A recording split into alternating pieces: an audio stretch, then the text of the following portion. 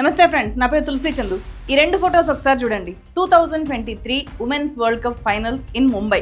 Stadium ఖాళీగా ఉంది. వాళ్ళు ఎంత కష్టపడి ఆడినా స్టేడియంలో చీర్స్ చేస్తూ చప్పట్లు కొట్టే వాళ్ళు కూడా లేరు. అమ్మాయిల క్రికెట్ కూడా చూడాలని చెప్పి లైట్ తీసుకున్నారు. 2025 ప్లేస్ మారలేదు, same Mumbai doctor DY Patil stadium. Women world cup finals stadium నిండిపోయింది. షర్ట్స్ మీద ఉమెన్ క్రికెటర్స్ పేర్లను వేసుకుని మరి అంతా చీరప్ చేశారు. ఇది మాత్రమే కాదు, ఒక్క జియో హాట్స్టార్లోనే వరల్డ్ కప్ ఫైనల్ మ్యాచ్ని 31 కోట్ల మందికి పైగా లైవ్లో చూశారు. November 2, 2025 what a historical day. మన ఉమెన్ క్రికెటర్స్ 47 ఏళ్ల పాటు కన్న కల నిజమైన రోజు. ఇండియన్ నేషనల్ ఫ్లాగ్ అత్యంత సంతోషంతో రెపరెపలాడిన ఆనంద క్షణాలవి. క్రికెట్ అంటే జెంటిల్మెన్ గేమ్ కాదు, ఇట్స్ ఎవ్రీవన్ గేమ్ అని చెప్పి ఇండియన్ ఉమెన్ వరల్డ్ కప్ పైకెత్తి ప్రపంచానికి చూపించారు. ఇక్కడి దాకా రావడానికి ఇప్పుడు విజేతలైన 16 మంది మాత్రమే లేరు. వాళ్ళ వెనుక ఉమెన్ క్రికెట్ ఆడగలరు, గెలవగలరు అని చెప్పి నిరూపించడానికి వాళ్ళ శ్రమను, త్యాగాలను పునాదులుగా వేసిన దిగ్గజ క్రికెటర్స్ ఉన్నారు. ఈ విజయం డయానా ఎడుల్జీది, జులెన్ గోస్వామిది, మిథాలీ రాజ్ది, అంజుమ్ చోప్డాది. Harmanpreet Kaur and team ఒక కొత్త శకానికి నాంది పలికింది.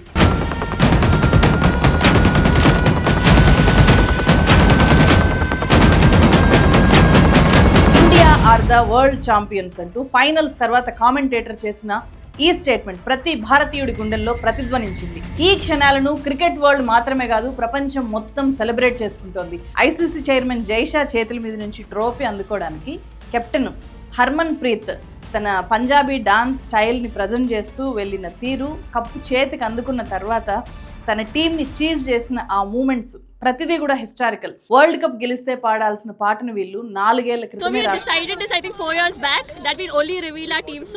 when we win the World Cup, and tonight's the night. Everyone ready?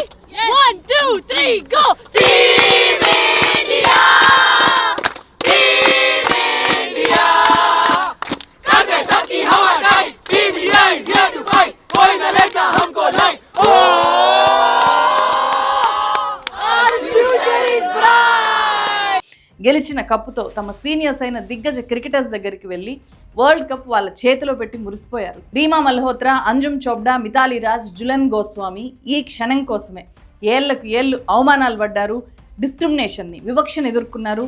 అయినా సరే బ్యాట్ వదలకుండా అమ్మాయిలకు క్రికెట్ అనే ఒక కొత్త కెరియర్ని నిర్మించి ఆ తర్వాత బ్యాట్ చేతికిచ్చారు. ఆ ఫలితమే వాళ్ళ ఈ emotional golden moments. Former cricketer Jhulan Goswami, ఇది నా కళ, మీరు దాన్ని నిజం చేశారు అని చెప్పి ఎక్స్లో ఇలా పోస్ట్ పెట్టారు. మిథాలీ రాజ్ అయితే ఇండియన్ ఉమెన్ ఈ ట్రోఫీ ఎత్తాలి అని చెప్పి 2 దశాబ్దాలుగా కలలు కంటున్నారు. ఫైనల్గా ఈ రాత్రి నా కళ నిజమైంది. 2005 హార్ట్ బ్రేక్ నుంచి 2017లో ఇచ్చిన ఫైనల్ ఫైట్ వరకు ప్రతి కన్నీటి బొట్టు, చేసిన ప్రతి త్యాగం, ప్రతి అమ్మాయి బ్యాట్ పట్టుకొని మనం ఎందుకు గెలవలేము అని చెప్పి పెట్టుకున్న నమ్మకమే ఇప్పుడు ఈ క్షణానికి నడిపించింది. మీరు గెలిచింది ఒక్క ట్రోఫీయే కాదు, ఇండియన్ ఉమెన్ క్రికెట్లో గెలవాలి అని కోరుకునే ప్రతి ఒక్కరి హృదయాన్ని మీరు గెలిచారు అని చెప్పి ఇలా ఎమోషనల్గా ఎక్స్లో పోస్ట్ చేశారు. 120 కుందేళ్ళు, వీళ్ళకు చదువు కూడా అక్కర్లేదు అని చెప్పి ఇప్పటికీ చాలామంది అమ్మాయిల్ని పూర్తిగా చదువుకోనివ్వకుండా అడ్డుకుంటున్న వాళ్ళున్న దేశం మంది. అలాంటి మైండ్ సెట్తో సొసైటీలో చాలామంది ఉన్నప్పుడు బ్యాట్ పట్టుకొని గ్రౌండ్లోకి నేను క్రికెట్ ఆడతాను అని చెప్పి కొంతమంది అమ్మాయిలు వెళ్తే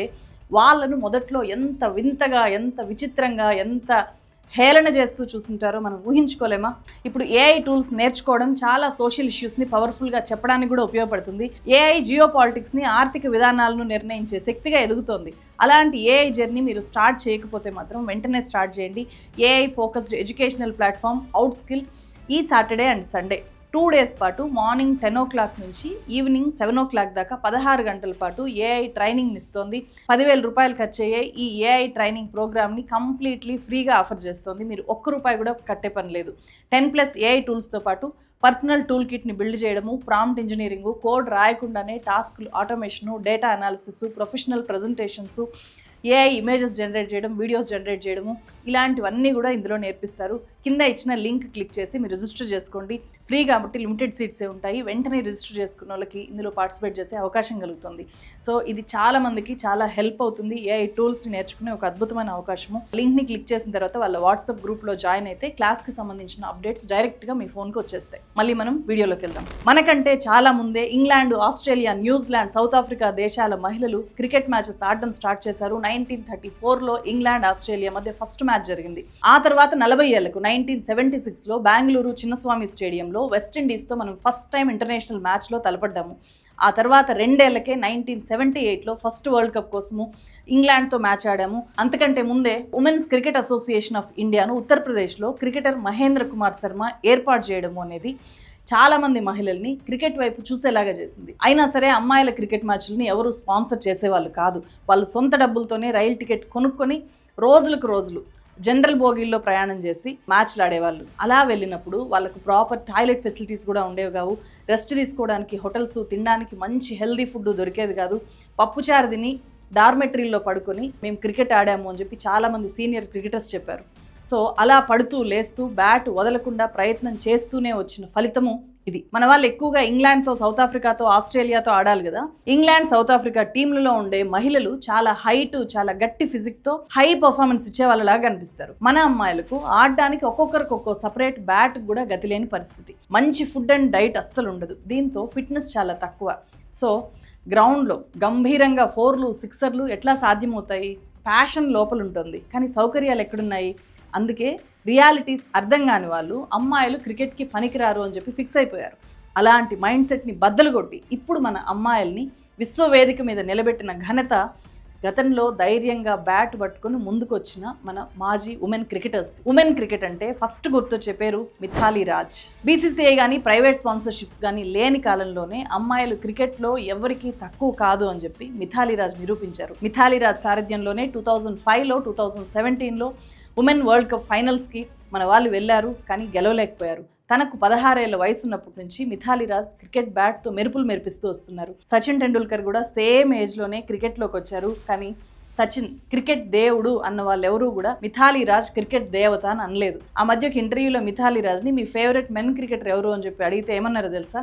ఇదే ప్రశ్న మీరు ఎవరైనా ఒక మెన్ క్రికెటర్ని అడగగలరా అని చెప్పి సూటిగా అన్నారు. Men cricketers the world cup stage లో మీరు క్వశ్చన్ చేస్తారా ఉమెన్ క్రికెటర్ గురించి? క్వశ్చన్ చేయరు, బికాస్ మీరు వాళ్ళకి ఇంపార్టెన్స్ ఇస్తున్నారు. అంతేకాదు, తను ఎప్పుడు సచిన్ టెండూల్కర్ని ఇమిటేట్ చేయకపోయినా తనని లేడీ సచిన్ టెండూల్కర్ అని చెప్పి పిలవడం కూడా తనకు అస్సలు నచ్చదు అనే విషయాన్ని చాలా ఓపెన్ గా చెప్పారు Mithali Raj. 2005 world cup matches లో ఉమెన్ ప్లేయర్స్ కి ఇచ్చిన రెమ్యునరేషన్ ఎంతో తెలుసా? If I'm not wrong, जब हम 2005 वर्ल्ड कप रनर्स अप थे तो when we came back we were given 1000 per match. So we played about 8 games I think. ఒక్కో మ్యాచ్కి కేవలం 1000 రూపాయలు మాత్రమే, అంతే. మొత్తం టోర్నమెంట్కి అంతా కలిసి ఒక్కొక్కరికి 8000 మాత్రమే ఇచ్చారు. ఎలా చూసుకున్నా కూడా ఇది చాలా చాలా తక్కువ. మగవాళ్ళ క్రికెట్కి మార్కెట్ విలువను బిల్డ్ చేశారు, అవకాశాలను సృష్టించి మార్కెట్ని క్రియేట్ చేసి పెట్టారు. అందుకే వాళ్ళది రిచ్ క్రికెట్ అయింది, చూసే వాళ్ళు పెరిగారు, స్పాన్సర్స్ కూడా భారీగా పెరిగారు మొదటి నుంచి కూడా. మన దేశంలో అమ్మాయిలకి ఇలా రెడీమేడ్గా ఏదీ దొరకదు. చాలా కాలం పెద్ద పెద్ద స్టేడియంస్లో కూడా ఉమెన్ క్రికెట్ ఆడేవాళ్ళు కాదు. అందుకే చాలా కాలం పాటు ఉమెన్ క్రికెట్ అంటే పూర్ క్రికెట్ అనేలాగా ఉండిపోయారు. So poor viewership, poor sponsorship, everything poor. అయినా సరే పట్టు వదలకుండా వాళ్ళ అవకాశాలను, వాళ్ళ మార్కెట్ను వాళ్ళే క్రియేట్ చేసుకున్నారు. ఇప్పుడు సచిన్, ధోని, కోహ్లీలకే కాదు, స్మృతి మందాన, హర్మన్ ప్రీత్, జమీమాలకు కూడా లెక్కలేనన్ని ఫ్యాన్ పేజెస్ పుట్టుకొని వచ్చాయి. బోలెడు మంది స్పాన్సర్ చేయడానికి ముందుకు వస్తున్నారు. మిథాలీ రాజ్ లాంటి వాళ్ళు ఉమెన్ క్రికెట్ మీద వివక్షను ఎప్పటి నుంచో నిర్భయంగా బయటికి చెప్పడం వల్ల మెల్లమెల్లగా అందరి మైండ్ సెట్స్ మారుతూ వచ్చాయి. అలా బీసీసీఐ మైండ్ సెట్ కూడా మారింది. 2006లో women cricket association of India బీసీసీఐలో మర్జ్ అయ్యాక చాలా మార్పులు వచ్చాయి. ఇప్పుడు ఉమెన్ క్రికెటర్స్కి మంచి ఫెసిలిటీస్ ఇస్తున్నారు. రైళ్లకు బదులుగా వాళ్ళను విమానంలో, అది కూడా బిజినెస్ క్లాసుల్లో మ్యాచ్లకు పంపుతున్నారు. ఒకప్పుడు బ్యాటింగ్ చేసే వాళ్ళని బ్యాట్స్మెన్ అనేవాళ్ళు. 2021లో international cricket council ICC gender neutrality కోసము బ్యాట్స్మెన్ అనే పదాన్ని బ్యాటర్గా మార్చింది. బ్యాట్స్మెన్ అనేది వాడకూడదు అని చెప్పింది. అప్పటి నుంచి క్రికెట్లో బ్యాట్స్మెన్ బదులు బ్యాటర్ మాత్రమే వాడుతున్నారు. 2022లో మెన్ క్రికెటర్స్తో ఈక్వల్గా ఉమెన్ క్రికెటర్స్కి కూడా రెమ్యునరేషన్ పెంచారు. టెస్ట్ మ్యాచ్ అయితే 15 లక్షలు, వన్డే క్రికెట్కి 6 లక్షలు, T20 మ్యాచ్ అయితే 3 లక్షల రూపాయలు ఇవ్వడం అనేది మొదలైంది. ఐపీఎల్ మ్యాచెస్ లాగే 2023 నుంచి women premier league WPI conduct చేస్తున్నారు. వీటి వెనుక ఉన్నదంతా బిజినెస్సే, కానీ ఆ బిజినెస్ గతంలో మగవాళ్ళకు మాత్రమే ఉండేది.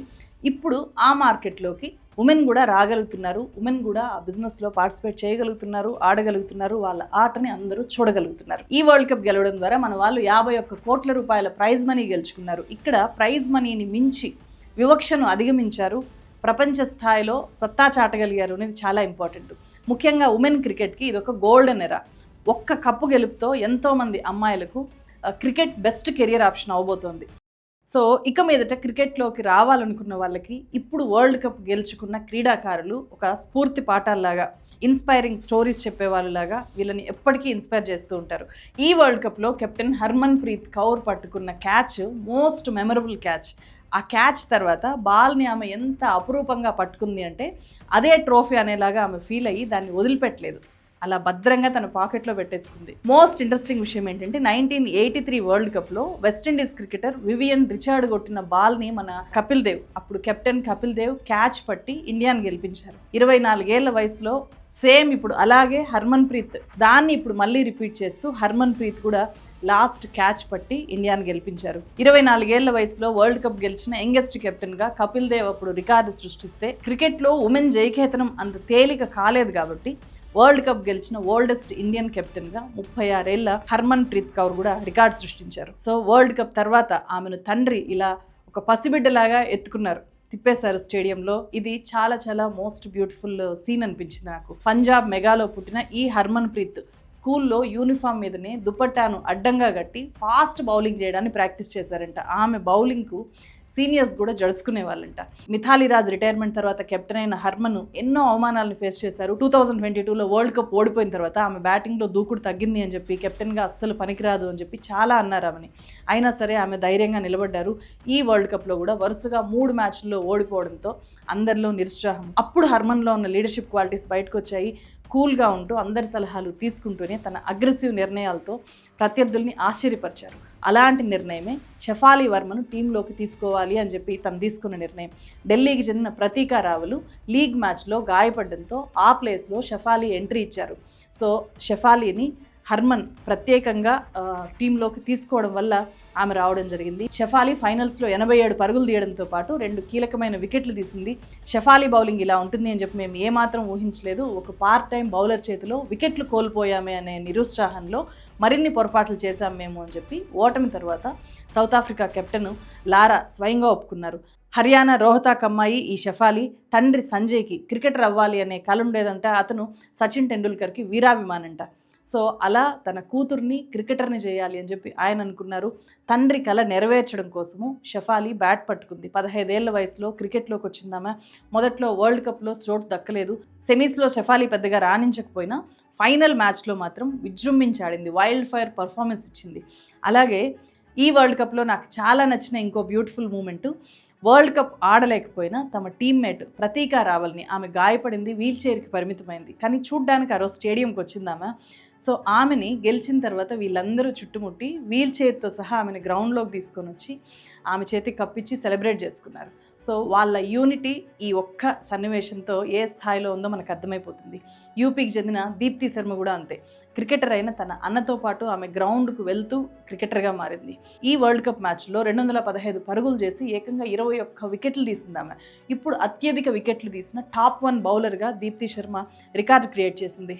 దేశాన్ని వరల్డ్ కప్ ఫైనల్స్కు చేర్చిన మరో లెజెండు 25 ఏళ్ల జెమీమా రోడ్రిగ్స్. జెమీమా ఒక క్రిస్టియను. ఈ విషయాన్ని ఆమె ఎక్స్ప్రెస్ చేయడం అనేది చాలా పెద్ద నేరంగా మారిపోయింది. ముఖ్యంగా రైట్ వింగ్కు ఆమె డైరెక్ట్గా టార్గెట్ అయింది. ఎంతగా వేధించారు అంటే ఆమెని జస్ట్ వరల్డ్ కప్కి 10 డేస్ బ్యాక్ దాకా కూడా ఆమెని వేధించుకు తిన్నారు. ఆమె ఒక వంట చేసే ఫోటో పెడితే నువ్వు అసలు క్రికెట్కే పనికిరావు, వంట చేసుకో, కిచెన్లో కూర్చుని అన్నారు. డైరెక్ట్గా ఇలా రేప్ థ్రెట్స్ ఇచ్చారు. ఆమె తండ్రి రిలీజియస్ కన్వర్షన్స్ చేస్తున్నారు అని చెప్పి నిందలేశారు. అదే ఆరోపణలతో ముంబై ఖర్జింఖానా క్లబ్లో ఆమె మెంబర్షిప్ని క్యాన్సిల్ చేశారు.